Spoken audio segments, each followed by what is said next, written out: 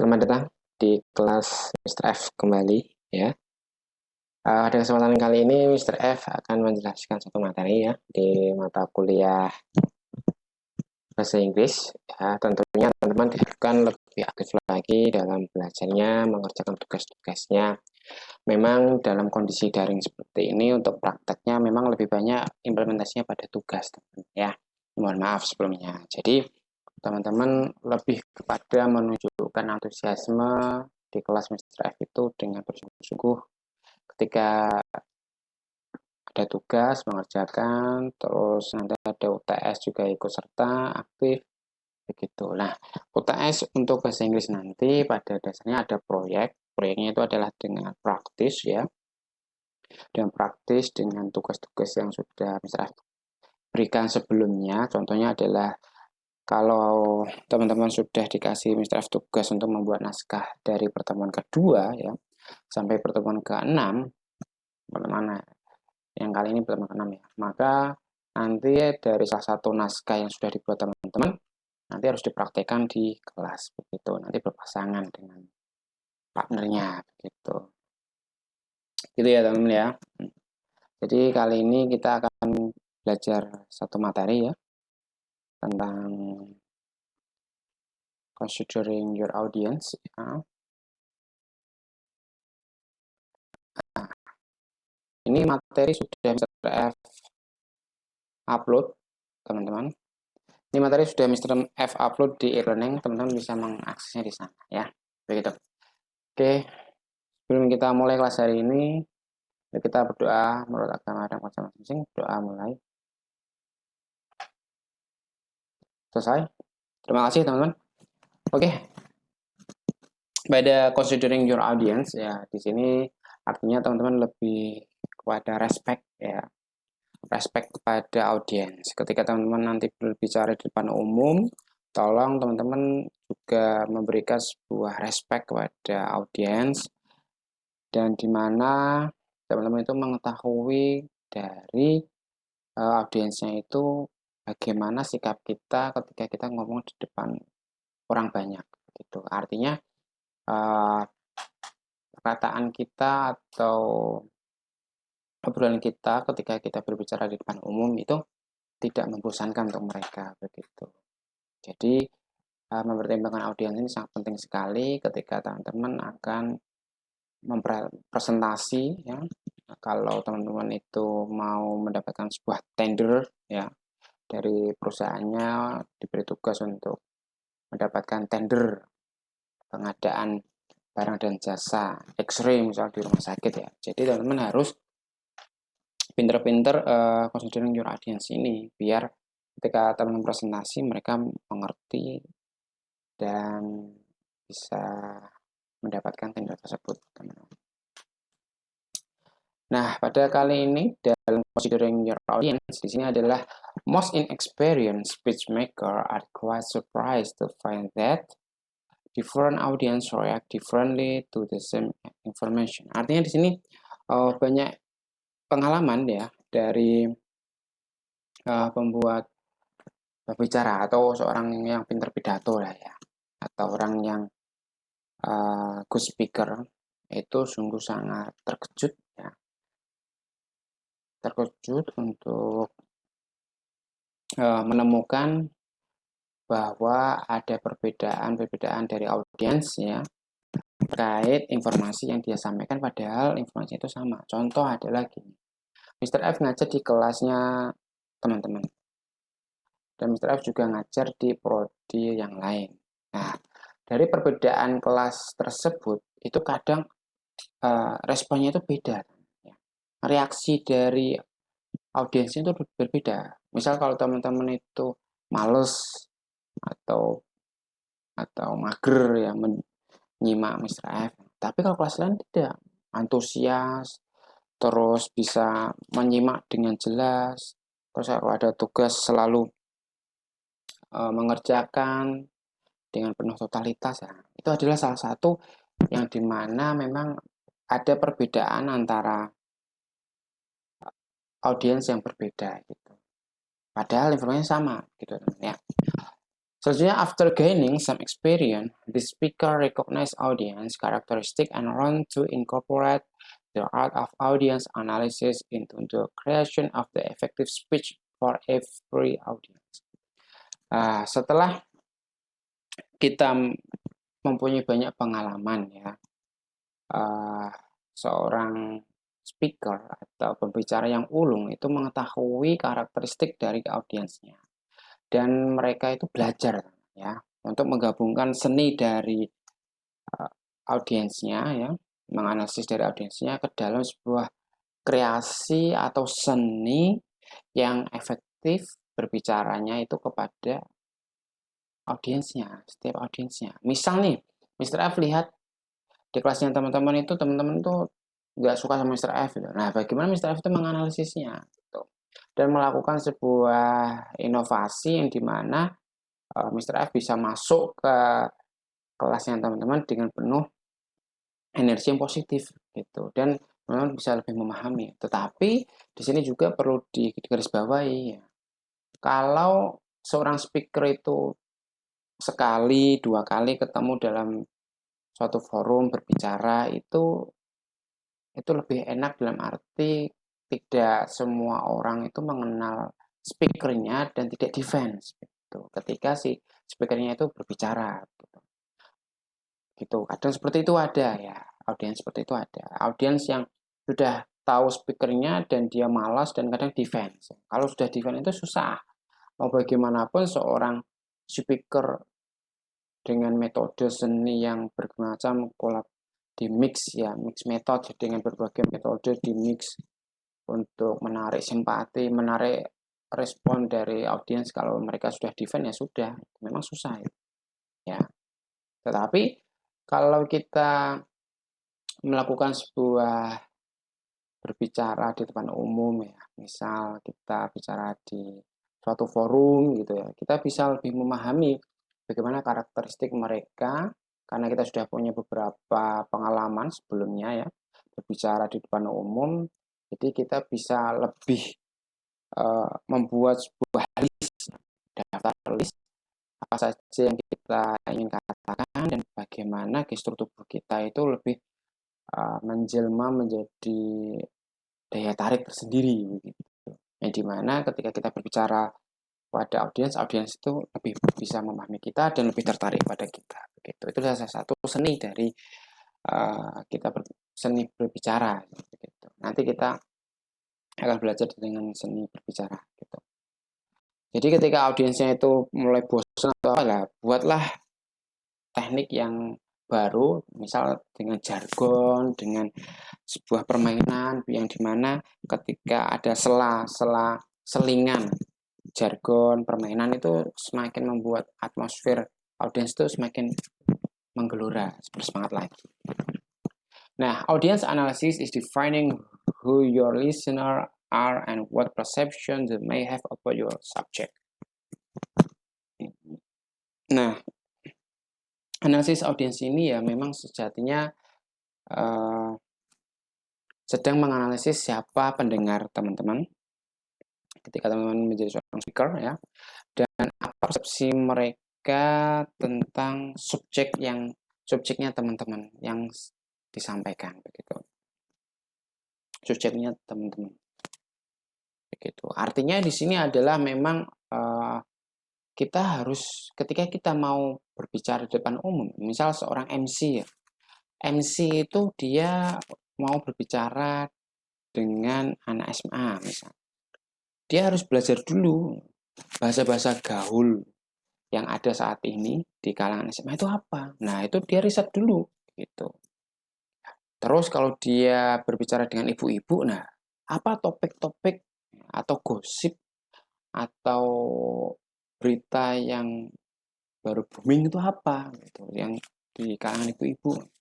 Kalau di pejabat, nah itu lelucon politik itu seperti apa? Nah itu riset dulu, dan itu bisa menimbulkan sebuah antusiasme yang lebih ya ketika kita sudah bisa menganalisis audiens kita. Karena kenapa? Kadang tuh audiens itu mohon maaf saat ini tuh mereka butuh suatu trik-trik tertentu biar mereka itu antusias dan juga mempunyai suatu daya tarik tersendiri gitu. Contoh teman-teman, ketika teman-teman melihat seorang MC dan komika, tentu berbeda. Gitu. Contoh, Mr. F kasih contoh komika seorang Cak Lontong. Dia itu juga seorang speaker. Ya. Dan ketika seorang stand up komedi ya, komika itu mau pentas, pasti mereka akan riset dulu. Pendengarnya itu siapa? Orang umum kah? Seorang pejabat kah? Pendukung suatu ormas kah? Begitu. Ya, di sana tentu riset-riset yang dilakukan oleh seorang komika itu salah satunya juga menganalisis audiens juga. Hal-hal yang harus juk-juk yang harus disampaikan yang ramah untuk mereka ini yang kurang pas. Nah, itu adalah suatu riset yang dimana harus dilakukan begitu. Maka teman-teman nanti kalau ada tugas tentang membuat naskah, tolong itu teman-teman harus bisa membuat naskah dan mengidentifikasi, menganalisis audiensnya seperti apa ya begitu. Terus audience analysis also involve examining the environment in which your speech will be given. Nah, analisis audience ini juga melingkupi tentang masalah pengujian ya dari lingkungan. Ya. Yang dimana salah satu pembicaraan teman-teman itu akan teman-teman kasih ke mereka gitu. Contohnya ketika Mr. F mau ngasih pengabdian masyarakat gitu ya, ngomong di kalangan orang tua karena terkait gadget ya, bahaya gadget pada anak-anak. Gitu. Tentu Mr. F akan menganalisis audiensnya seperti apa. Gitu. Yang pertama itu, yang kedua adalah dengan melihat gestur mereka, terus melihat dari latar belakang mereka, entah itu dari gendernya, entah itu laki-laki perempuan, yang paling banyak yang datang siapa, terus menganalisis ya, secara umum ini orang tua yang datang itu dari kalangan yang berpendidikan tinggi atau menengah atau bawah gitu. Kan kadang kita juga bisa menganalisis itu dengan tanya kepada panitianya gitu. Misal kan begitu kalau Mr. F diundang gitu ya, diundang menjadi pembicara narsum gitu, Mr. F akan tanya ini narsumnya siapa, kira-kira latar belakangnya berapa apa aja. Jadi kita bisa memasukkan diksi-diksi kata-kata yang kita sampaikan itu biar lugas, biar enak, biar mudah dipahami. Karena lingkungan juga berpengaruh terhadap pemahaman dari mereka ketika kita sedang berbicara tentang suatu hal. Gitu. Terus using audience analysis technique ya, you can tailor your presentation specifically for the most important audience, the one you are facing next. Artinya di sini adalah menggunakan teknik analisis audience ya. Teman-teman bisa membuat ya suatu presentasi yang ingin disampaikan secara spesifik ya, secara khusus yang sangat penting untuk audiens ya, yang dimana salah satunya teman-teman harus menghadapi itu gitu. Misal ketika teman-teman itu bertemu dengan para direktur rumah sakit ya, ketika teman-teman menawarkan sebuah produk atau jasa ya, pengadaan, teman-teman harus bisa membuat spesifik suatu daftar list presentasi yang dimana itu sangat penting bagi audiens dan itu bisa membuat mereka itu lebih antusias dan responsif dengan penawaran yang teman-teman tawarkan gitu. Tanpa adanya analisis audiens ini tentu teman-teman akan susah dan tentu audiens ini akan mengabaikan teman-teman begitu ya. Kurang lebih seperti itu sih teman. Maka dalam hal ini teman-teman harus lebih lugas, lebih luas untuk menganalisisnya. Semakin banyak teman-teman punya jam terbang, di situ teman-teman akan lebih expert. Maka tugas-tugas yang Mr. F kasih itu adalah salah satu bentuk kesempatan teman-teman untuk melakukan jam terbang. Tak perlu takut untuk salah, tak perlu takut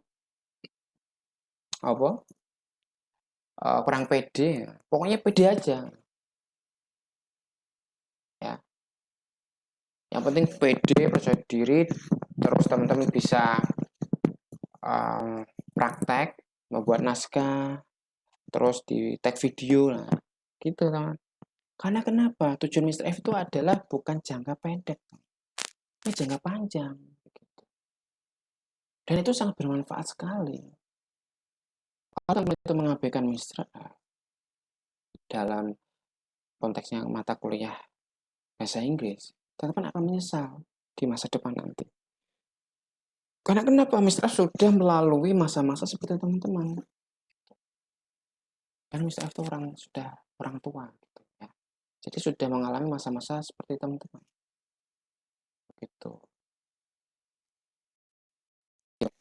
Terus who is your audience? Nah, siapa audiensnya teman-teman gitu. Nah, teman-teman harus bisa mengidentifikasi, menganalisis audiensnya gitu. Siapa mereka, apa pekerjaan mereka, begitu. Terus who are the people who will be listening to you talk? Siapa orangnya yang akan mendengarkan teman-teman nanti gitu. Karena kenapa? Kadang kita harus tahu audiens kita siapa dulu. Kalau pejabat kita harus pakainya harus rapi nih, gitu. Yang notabene kita harus lebih glowing ya, gitu ya. Terus kita ngomongnya lebih elegan, gitu. Terus do you work with them? Nah, apakah teman-teman itu bekerja sama mereka? Kalau teman-teman bekerja sama mereka, kasihlah totalitas dari teman-teman dalam melakukan sebuah pembicaraan, diskusi atau apa presentasi ya. Totalitas lah, gitu ya. Terus are they potential our current customer? Apakah mereka potensial menjadi pelanggan teman-teman? Kalau potensial, berikanlah penawaran yang terbaik. Terus yang kedua adalah teman-teman harus memberikan sebuah presentasi yang luar biasa, yang paling berkesan untuk mereka dan mereka tertarik untuk menjadi pelanggannya teman-teman, untuk order barang atau jasa kepada teman-teman. Kalau mereka are the supervisor or are the owners of your business, nah, kalau mereka itu adalah supervisor atau pemilik bisnisnya teman-teman, tentu mereka akan memberikan sebuah promosi kepada teman-teman. Gitu. Karena teman-teman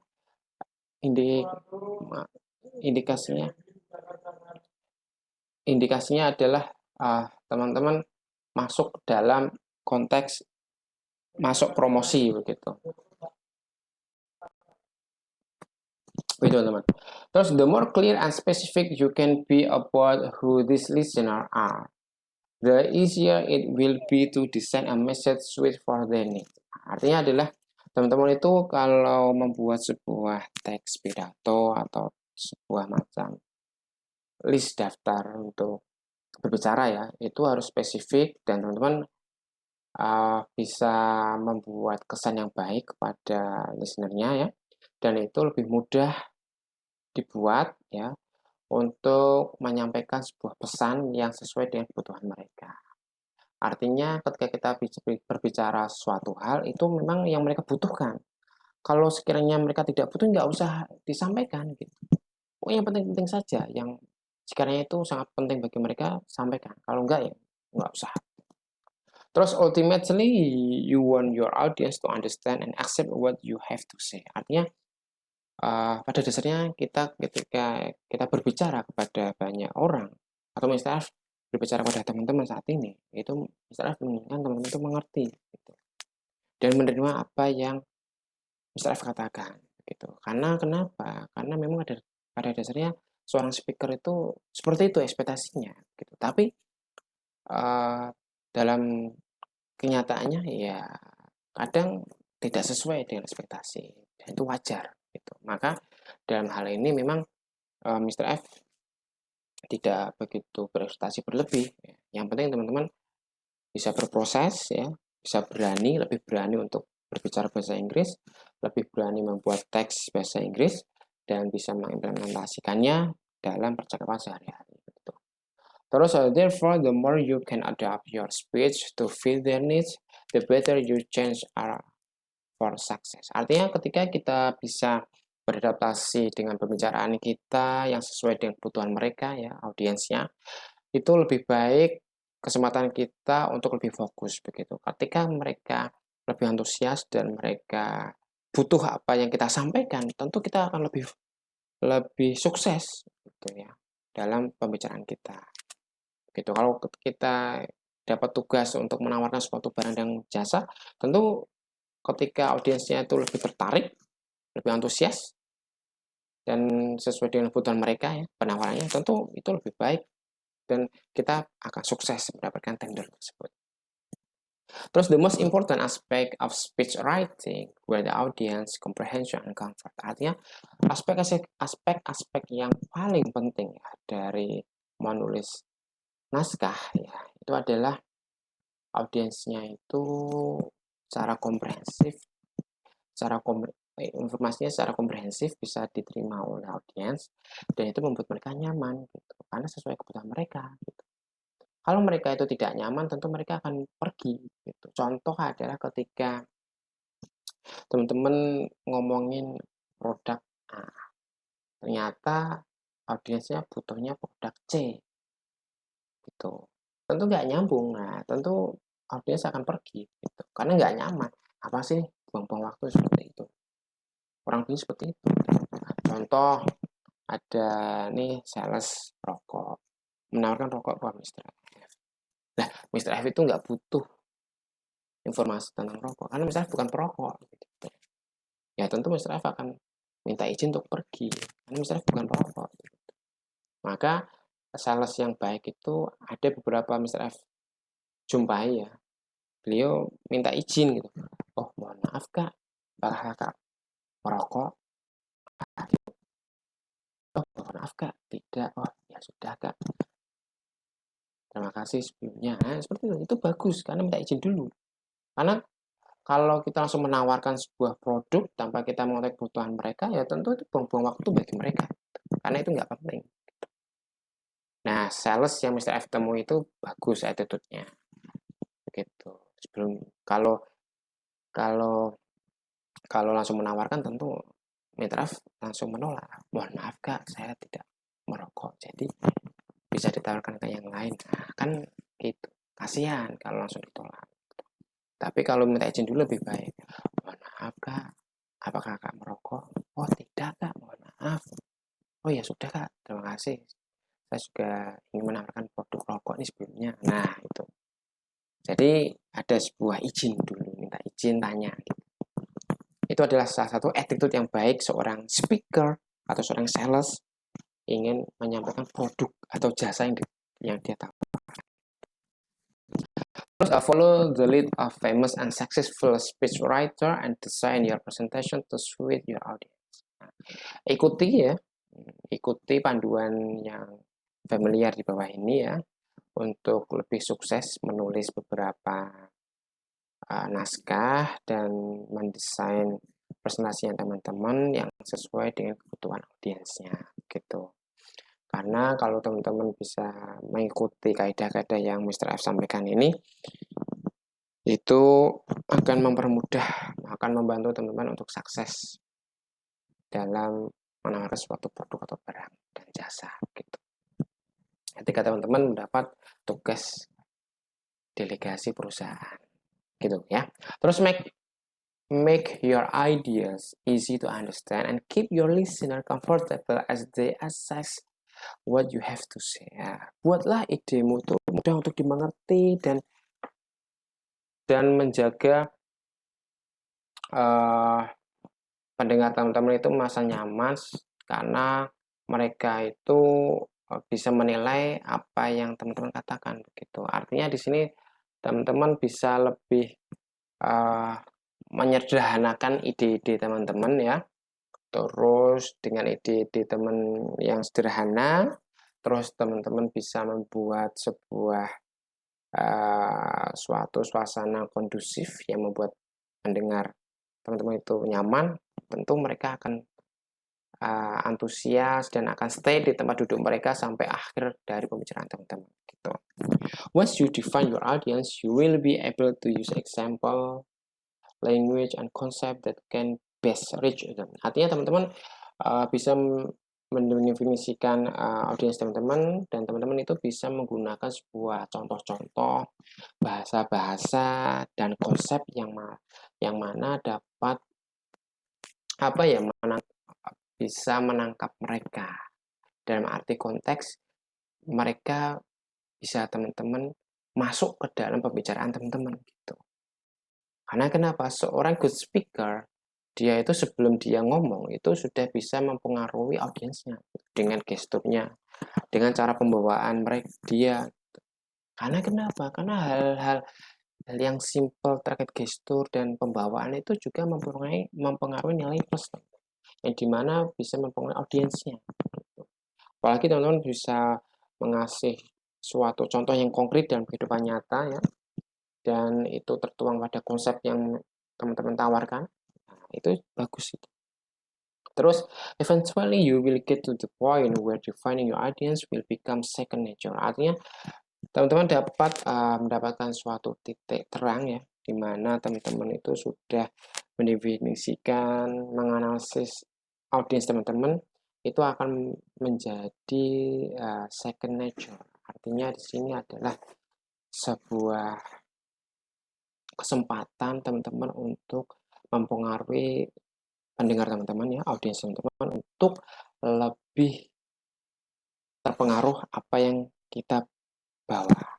Dalam arti bahwa itu adalah konsep, entah itu penawaran barang dan jasa, entah itu suatu materi atau suatu ilmu pengetahuan, nah seperti itu. But for now, use the following list of questions to assist you in determining whom you'll be reaching. Artinya untuk saat ini gunakanlah ya, pedoman list pertanyaan untuk membantu teman-teman dalam menentukan capaian yang teman-teman ingin capai gitu. Nah, ini adalah salah satu pedoman yang harus teman-teman bisa lakukan ya. Define your audience. How many people will be in your audience? Berapa banyak sih audiens yang mendengar teman-teman gitu. Maka teman-teman harus menghitungnya gitu. Bukan menghitung, tanya pada panitianya. Sekiranya kalau teman-teman itu menghadiri suatu forum gitu. Dan are they male, female, or mix of both? Artinya di sana itu ada laki-laki atau perempuan, atau laki-laki semua atau perempuan semua. Gitu. Teman-teman harus bisa ya melihatnya gitu. Kalau laki-laki semua, wah, berarti ngomongnya enak. Artinya konsepnya adalah berbau tentang laki-laki. Kalau perempuan semua, nah berarti konsepnya tentang berbau perempuan-perempuan. Kalau mix ya berarti konsepnya adalah yang bisa diterima oleh semua gender begitu. Kalau di sini adalah male and female. Kadang itu teman-teman kalau di luar negeri atau di suatu komunitas tertentu itu kadang kita menjumpai gender-gender yang berbeda-beda. Ya, gender di sini bukan berarti alat kelamin bukan. Ya, gender itu lebih kepada pembawaan dari karakteristik seseorang. Misal dia gendernya seorang laki-laki, ya, padahal dia perempuan. Ada seperti itu. Dia seorang jenis kelamin laki-laki tapi gendernya seorang perempuan ada. Nah, kalau audiensnya seperti itu, teman-teman harus mawas diri terkait konsep yang teman-teman bawa gitu. Karena kenapa? Nanti kalau salah konsep, takutnya itu akan membuat mereka itu ilfeel dengan pembicaraan teman-teman gitu. Karena sekarang dunia internasional itu, apalagi di luar negeri ya, itu yang namanya komunitas-komunitas LGBT itu memang tidak bisa dipungkiri, keberadaan mereka itu memang ada gitu ya. Maka teman-teman harus tahu gender audiens teman-teman gitu. Sebelum teman-teman itu berbicara di depan banyak orang, teman-teman harus mengetahui hal itu tentang gender itu. Terus what do they know about your subject? Artinya apakah mereka tahu tentang subjek yang teman-teman sampaikan gitu. Artinya kalau mereka tahu tentang subjek yang teman-teman sampaikan, tentu mereka akan lebih antusias. Misal Mr. F itu menjadi dosen tamu ya di Universitas Mr. F yang di Thailand. Misal Mr. F menjadi dosen tamu di Chulalongkorn University. Tentu di sana dari pihak kampus sudah ngasih iklan ya kalau ada dosen tamu dari Indonesia bernama asisten Profesor Eka Fauzi ya, dengan topik occupational health and safety in hospital misalnya. Jadi mereka kalau sudah tahu tentang subjek yang ingin Mr. F bicarakan, tentu mereka akan lebih antusias karena yang datang adalah orang-orang yang mempunyai kebutuhan informasi yang akan Mr. F sampaikan begitu. Jadi lebih mudah gitu untuk menyampaikan topik-topik seperti itu. Itu salah satu contoh ya. Terus do they use a particular jargon? Nah, artinya apakah mereka itu menggunakan sebuah jargon untuk lebih